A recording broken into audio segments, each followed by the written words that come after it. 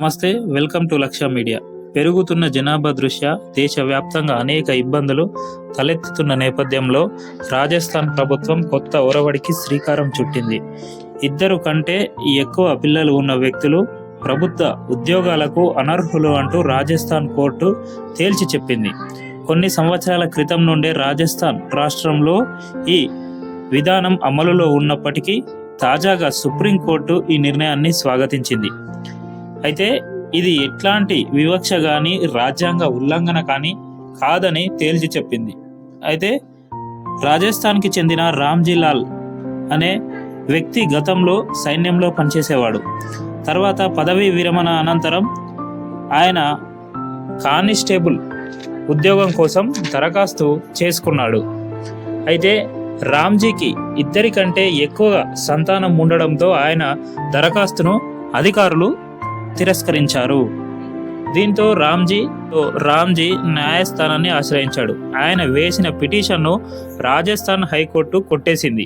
ఇది విధానపరమైనటువంటి అంశమని, ఇందులో తాము జోక్యం చేసుకోలేమని రాజస్థాన్ హైకోర్టు తెలిపింది. దీంతో రామ్జీలాల్ సుప్రీంకోర్టును ఆశ్రయించాడు. సుప్రీంకోర్టులో మళ్ళీ పిటిషన్ను దాఖలు చేశాడు.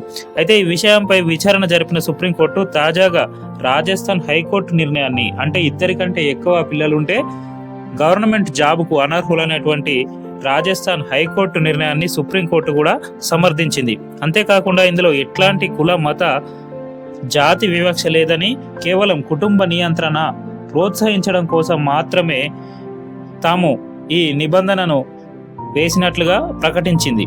అంతేకాకుండా ఇందులో ఎట్లాంటి రాజ్యాంగ ఉల్లంఘన కూడా జరగలేదని స్పష్టం చేసింది.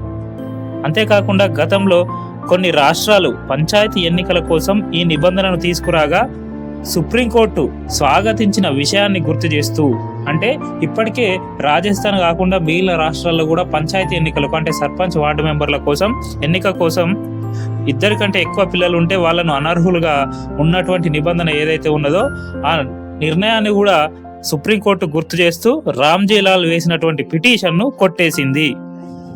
Rajasthan police subordinate service rules 1989 ప్రకారం 2002 జూన్ 1 తర్వాత 2 అంతకంటే ఎక్కువ పిల్లలు ఉన్నట్లయితే ప్రభుత్వ నియామకాలకు అనర్హులు. ఆ తర్వాత రాజస్థాన్ ప్రభుత్వం పోలీస్ శాఖ ఒక్కదానికే కాకుండా రాష్ట్రంలోని అన్ని ప్రభుత్వ ఉద్యోగాలకు ఇదే నిబంధనను అమలు చేస్తూ ఉత్తర్వులు జారీ చేసింది రాష్ట్ర ప్రభుత్వం. అయితే నిజానికి ఒక రకంగా చెప్పాలంటే దేశమంతా హర్షించదగ్గ నిర్ణయం రాజస్థాన్ ప్రభుత్వం తీసుకుందని మనం చెప్పుకోవచ్చు. అంతేకాకుండా కుల మతాలకి అతీతంగా జనాభా పెరుగుదల వల్ల కలిగేటువంటి సమస్యలను గుర్తించాల్సిన అవసరం ఉన్నది. లేకపోతే దేశమంతా కూడా కఠినమైన పేదరికాన్ని, ఒక రకంగా చెప్పాలంటే దేశమంతా వినాశనానికి అధిక జనాభా అనేది దారితీస్తుంది. రాజస్థాన్ ప్రభుత్వం తీసుకున్న నిర్ణయాన్ని మీరు స్వాగతిస్తున్నారా లేదా?